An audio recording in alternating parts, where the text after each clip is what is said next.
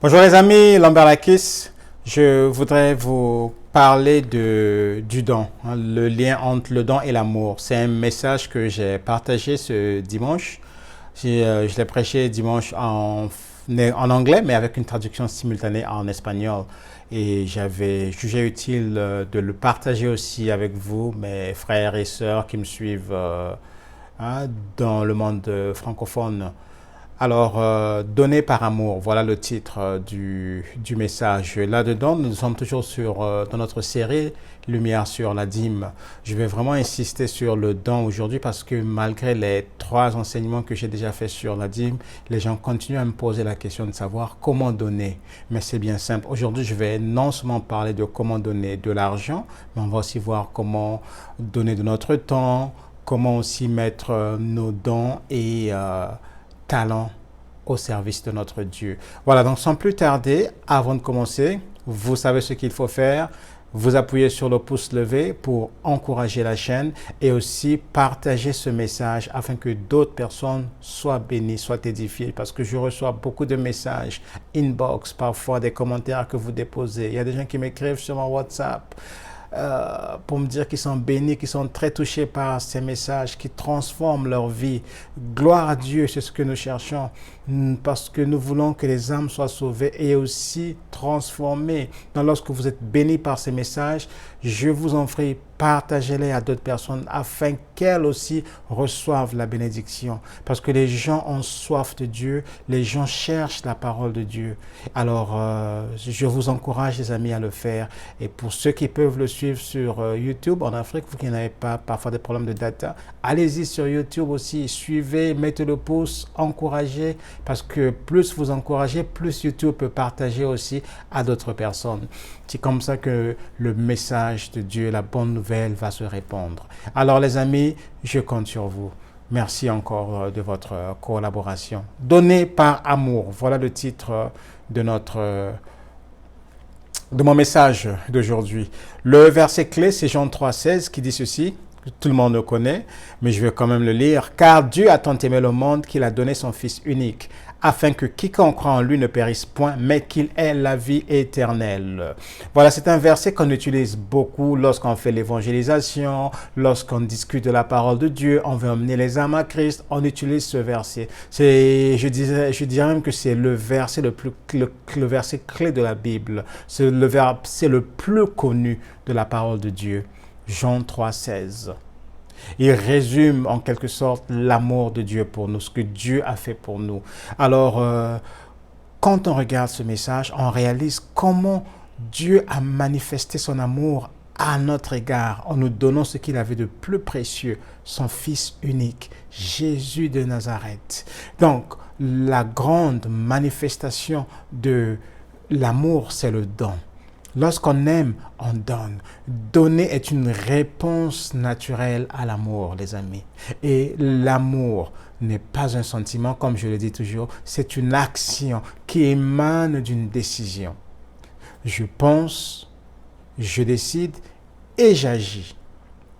Je pense, je décide et j'agis. Beaucoup de gens pensent, décident, mais n'agissent pas. On doit agir. Donc l'amour, c'est la manifestation ultime. Je veux dire, le don, pardon, est la manifestation ultime de l'amour. Le don est la réponse naturelle à l'amour.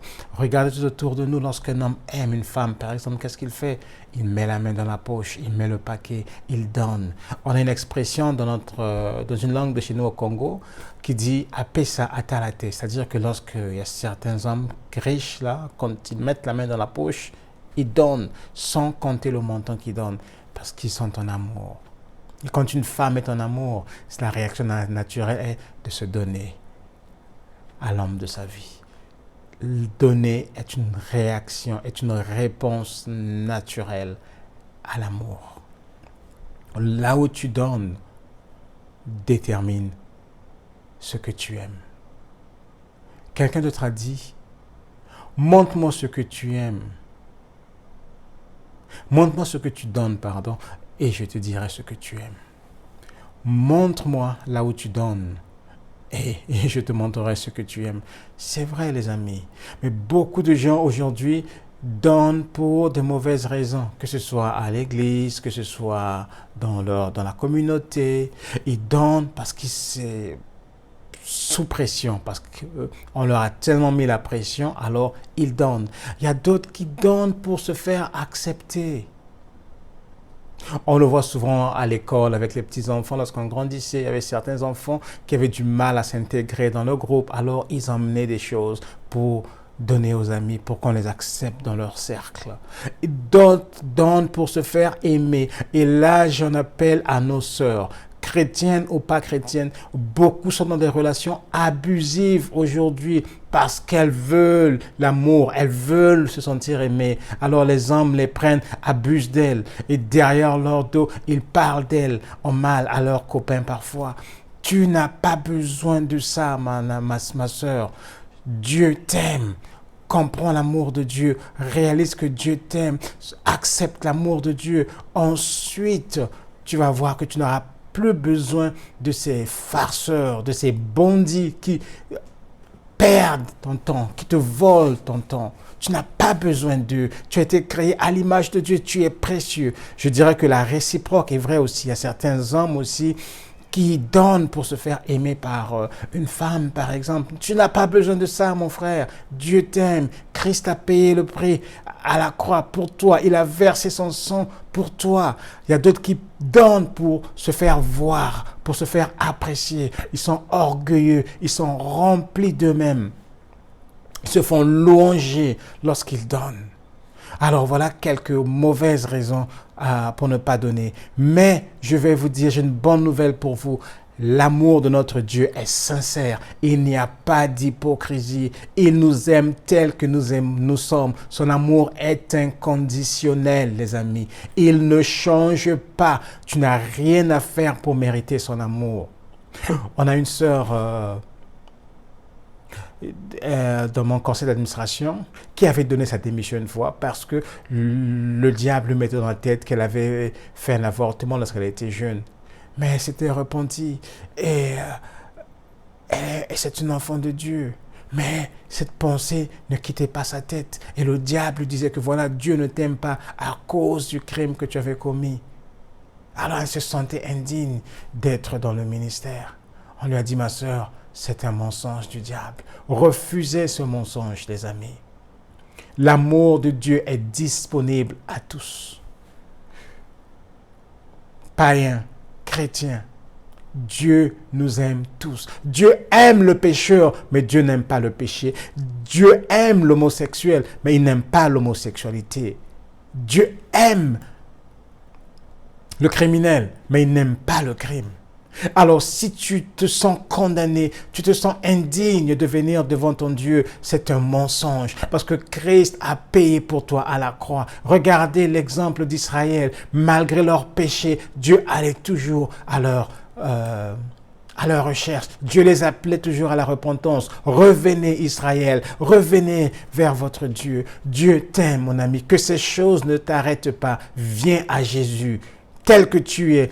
Demande pardon pour tes péchés, il va te pardonner. L'amour de Dieu est inconditionnel. Il y a beaucoup de gens, je le sais, qui sont dans l'homosexualité. Malgré eux, ils se sentent rejetés. Mais Jésus vous aime. Voilà la bonne nouvelle. Venez à lui tel que vous êtes. Alors, on a vu que Dieu est amour. Son amour est manifesté par le don. Son amour pour nous est sincère. Son amour pour nous ne change pas. Son amour pour nous est inconditionnel. Son amour est disponible à tous. Maintenant, comment recevoir cet amour?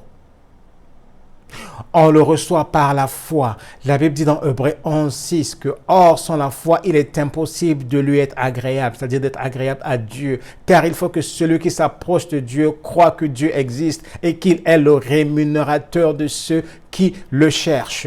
Et comment vient la foi? Mais la foi vient de ce que l'on entend et ce que l'on entend vient de la parole de Dieu, nous dit Romains 10:17. Voilà les amis, qu'est-ce que je fais? Je crois que Dieu m'aime. Je l'accepte. Je le confesse. Même dans les moments difficiles, dans les moments de doute, je peux confesser que Dieu m'aime. C'est quoi la preuve? Il a donné son Fils unique, Jésus, celui qu'il avait de plus précieux, pour mourir à la croix, pour me racheter, pour me réconcilier avec lui. J'étais perdu, sans espoir, condamné à la perdition. Mais à cause de ce sacrifice ultime à la croix, j'ai été racheté. Les amis, quelle autre preuve cherchez-vous de l'amour de Dieu? Quelle autre preuve cherchez-vous de l'amour du Seigneur Jésus-Christ à notre égard? Il s'est donné volontairement à la croix pour nous. Il a dit, j'aurais pu appeler 10 000 anges pour venir à ma rescousse, mais je ne l'ai pas fait parce qu'il était venu sur cette terre pour accomplir cette mission, pour aller mourir à la croix et ressusciter d'entre les morts pour nous libérer du péché, pour nous libérer de la puissance de la mort. Aujourd'hui, la mort n'a plus autorité sur nous. Aujourd'hui, Satan n'a plus autorité sur le croyant parce que Christ a accompli ce travail à la croix. Satan a été vaincu à la croix. Voilà une preuve de l'amour de Dieu pour toi, mon ami. Reçois cet amour. Crois que Dieu t'aime. Confesse-le. Déclare-le, mon ami. Et c'est comme ça que l'ennemi fuira. Résistez-lui avec une foi ferme. Comment on résiste? Avec la parole de Dieu. Il est écrit, lorsque le diable vient te dire que Dieu ne t'aime pas, rappelle-lui que Jésus est mort à la croix pour toi. Jésus a payé de son sang à la croix pour toi et que Dieu t'aime. Tu es unique, tu es spécial, malgré ta condition sur la terre, malgré ta situation sociale sur la terre. Ça ne change en rien l'amour de Dieu pour toi, mon ami. Reçois cet amour de Dieu pour toi. Confesse-le, déclare-le au nom de Jésus. Je brise ces mensonges que le diable bombarde dans ton cerveau à longueur de journée, des pensées négatives. Refuse-les, rejette-les au nom de Jésus. Alléluia. 3 manières de démontrer en retour notre amour à Dieu. Voilà, donc, on réalise que Dieu nous aime. Son amour pour nous est infini. Son amour est inconditionnel. On le reçoit. Maintenant, qu'est-ce qu'on fait? On peut donner en retour, on peut aimer en retour, car on ne peut pas donner de l'amour si on ne l'a pas reçu au préalable. Et là, je parle du vrai amour, l'amour agapé, l'amour de Dieu. Quand tu l'as reçu, ça devient naturel pour toi de donner en retour. Tu donnes à Dieu, tu donnes aux hommes. Comment donner à Dieu, par exemple? Je l'ai dit en introduction, notre temps, nos dons, nos talents et de l'argent. Je vais rapidement couvrir chacune de ces clés. Premièrement, le temps. On a l'histoire de Marie et Marthe dans Luc 10, du verset 38 au verset 42. Je vais le lire pour vous. Ça dit ceci. Comme Jésus était en chemin avec ses disciples, il entra dans un village et une femme nommée Marthe le reçut dans sa maison. Elle avait une sœur nommée Marie qui, s'étant assise aux pieds du Seigneur, écoutait sa parole. Marthe, occupée à divers soins domestiques, survint et dit, « Seigneur, cela ne te fait-il rien que ma sœur me laisse seule pour servir?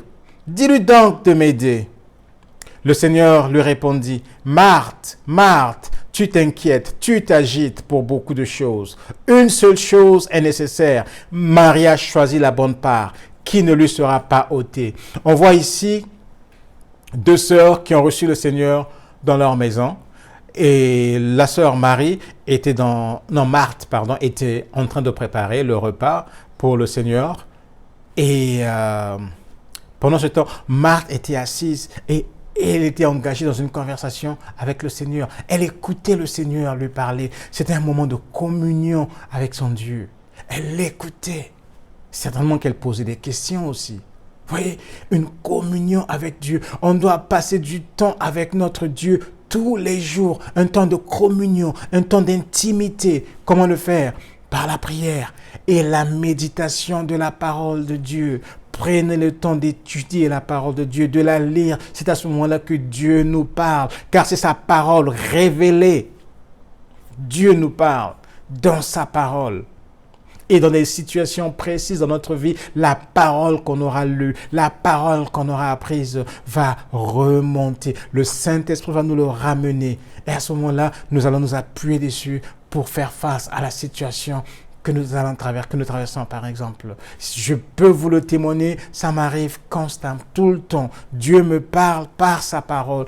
De temps en temps, j'ai des visions, de temps en temps, je peux rêver, mais c'est pas tous les jours. Non, la parole de Dieu. Utilisons notre temps sagement. Beaucoup de gens passent leur temps ces jours-ci dans les réseaux sociaux. Ils se lèvent le matin, première des choses, TikTok, Facebook, YouTube. Ils sont là à longueur de journée, mais ça devient une addiction. Facilement, ça nous détourne de notre Dieu, les amis. Les réseaux sociaux ne sont pas mauvais, mais on peut les utiliser en modération. Il y avait un ami une fois, un collègue de travail qui était très fatigué. Alors, j'ai remarqué qu'il n'allait pas bien. Je lui ai posé la question de savoir ce qui n'allait pas. Et il m'avait dit qu'il avait suivi, donc c'était le dimanche qu'il avait suivi un film 24 heures chrono avec Jack Bauer. Il a passé 24 heures à suivre un film. Imaginez, épisode après épisode. Il a donné de son temps à ce film parce qu'il aimait. Vous voyez, on donne là où on aime. Utilisons notre temps sagement, donnons du temps, passons du temps avec notre Seigneur. C'est une manière de donner aussi. Deuxièmement, nos talents, nos dons et nos talents. Il y a beaucoup de versets dans la Bible qui parlent de ça. Je vais vous donner par exemple Romains 12, 5 à 8 dit ceci. Ainsi, nous qui sommes plusieurs, nous formons un seul corps en Christ et nous sommes tous membres les uns des autres, puisque nous avons des dons différents selon la grâce qui nous a été accordée. Que celui qui a le don de prophétie l'exerce selon l'analogie de la foi. Que celui qui est appelé au ministère s'attache à son ministère. Que celui qui enseigne s'attache à son enseignement. Et celui qui exhorte à l'exhortation. Que celui qui donne le fasse avec libéralité. Que celui qui préside le fasse avec zèle. Que celui qui pratique la miséricorde le fasse avec joie. Dieu nous a donné des dons, des talents. Utilisons-les pour l'édification du corps de Christ. Exode 31, 2 à 3. Le Seigneur parla à Moïse et dit, sache que j'ai choisi Betsaleel, fils d'Uri, fils de Hur, de la tribu de Juda. Je l'ai rempli de l'Esprit de Dieu, de sagesse, d'intelligence et de savoir pour toutes sortes d'ouvrages. Dieu avait donné à Moïse la mission de construire le temple. Et il y avait plusieurs choses qu'il fallait préparer. L'arche de l'alliance, toutes ces choses-là. Alors Dieu avait déjà choisi des gens en qui il avait mis son esprit de sagesse.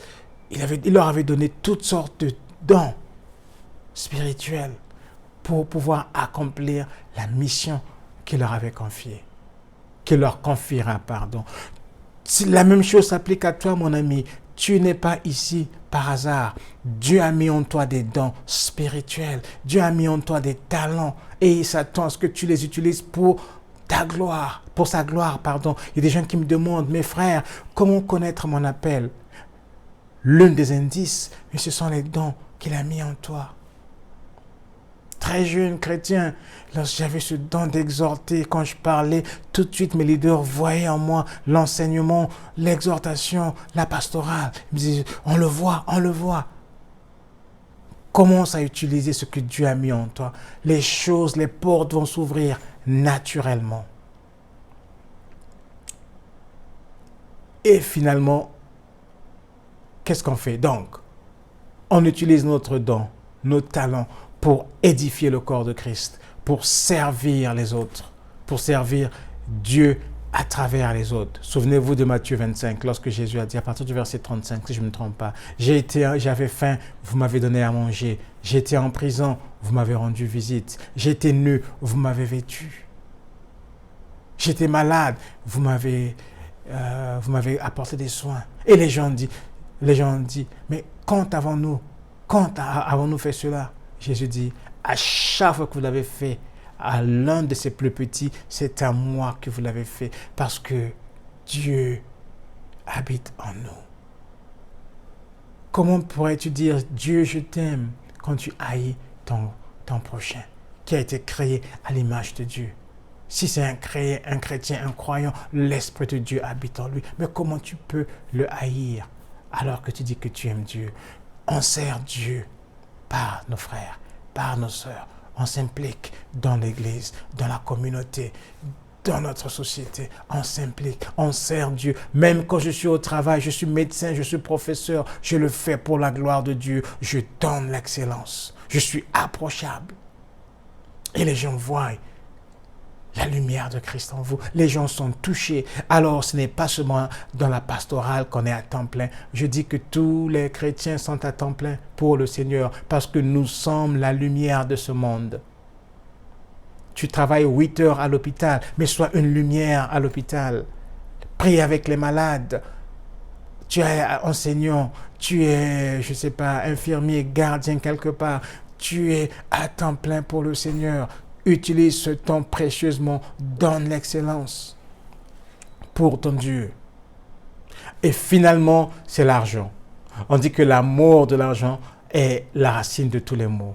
L'argent est le nerf de la guerre. L'argent, l'argent, l'argent. Beaucoup de gens aujourd'hui ne veulent plus aller à l'église. Beaucoup de gens aujourd'hui sont découragés parce que dans beaucoup d'églises, tout ce qu'on fait, c'est l'argent. On bombarde. Donnez, donnez, donnez. Vous volez Dieu. Lorsque vous ne donnez pas, vous êtes sous la malédiction. Certains pasteurs ne prient même pas pour les fidèles parce qu'ils ne donnent pas leur dîme. Ils disent que vous êtes déjà sous la malédiction. Mensonge. Christ s'est fait malédiction à la croix. Christ a vaincu la malédiction à la croix. Pasteur, vous montez. Relisez la Bible. Relisez l'œuvre de la croix. Relisez Galates. Chrétiens, ne vous laissez plus mentir. Lisez la parole comme les chrétiens de Béret. Étudiez-la, refusez ces mensonges. Ce n'est pas parce que ça vient de votre pasteur, ça vient d'un leader que vous admirez, que c'est vrai. Non, non. Beaucoup de leaders aujourd'hui l'ont confessé. Ils mettent la pression parce qu'ils ont besoin d'argent. Ils ont soif de d'argent pour mener un train de vie luxueux. Ils ont des jets privés, des voitures de luxe. Pendant ce temps, les fidèles n'ont même pas de quoi manger.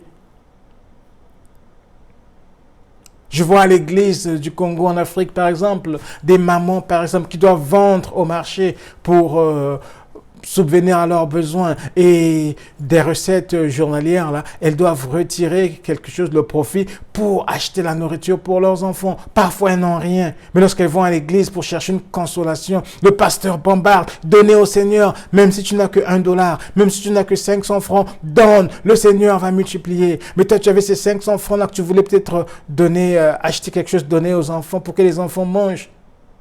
Et tu n'avais pas la conviction de donner. Mais tellement qu'on t'a chauffé les oreilles, tu prends, tu donnes. Et le monsieur s'enrichit. Et parfois tes enfants dorment affamés. Tu dis, mais Dieu, tu es où? Pourquoi? Et après tu es découragé. Non, Dieu m'a oublié. Dieu ne t'a pas oublié. Tu n'as pas été sage. Tu as cédé à la pression. Tu as cédé à la manipulation. Écoutons ce que l'apôtre Paul dit dans 2 Corinthiens 9, des versets 6 à 8. Sachez-le, celui qui sème peu, moissonnera peu. Et celui qui sème abondamment, moissonnera abondamment. Que chacun donne comme il a résolu en son cœur, sans tristesse, ni contrainte, car Dieu aime celui qui donne avec joie. Et Dieu peut vous combler de toutes sortes de grâces, afin que, possédant toujours en toutes choses de quoi satisfaire à tous vos besoins, vous ayez encore en abondance pour toute bonne œuvre. Voilà ce que dit la parole de Dieu ici. Voilà ce que l'apôtre Paul a dit aux Corinthiens. Vous allez me dire, frère, c'est faux. À chaque fois que je donne à Dieu. C'est une semence que je plante. Mais quand c'est fait sous contrainte, avec pression, tu donnes à contre-cœur. Mais ce n'est pas une offrande que Dieu agrée, mon frère. Dieu aime celui qui donne avec joie. Tout lui appartient. Il n'a pas besoin de ton argent. Mais ton argent peut devenir un témoignage parce que tu reconnais que le Seigneur t'a béni. C'est lui qui t'a donné le pouvoir de prospérer, de gagner cet argent. La force de travailler vient de lui. Alors tu prends une portion de ton revenu et tu le lui donnes avec joie de tout ton cœur. Voilà une offrande que Dieu agrée. Ce n'est pas lorsque vous faites manipuler. Je vous mets au défi. Regardez certaines églises. Les gens ont donné, planté des semences. Ils sont toujours au même niveau. Pendant ce temps, l'homme de Dieu, entre guillemets, s'enrichit, mène un train de vie, démesuré parfois. Ils ont des montres à 5 millions. Ils sont contents, des voitures de luxe.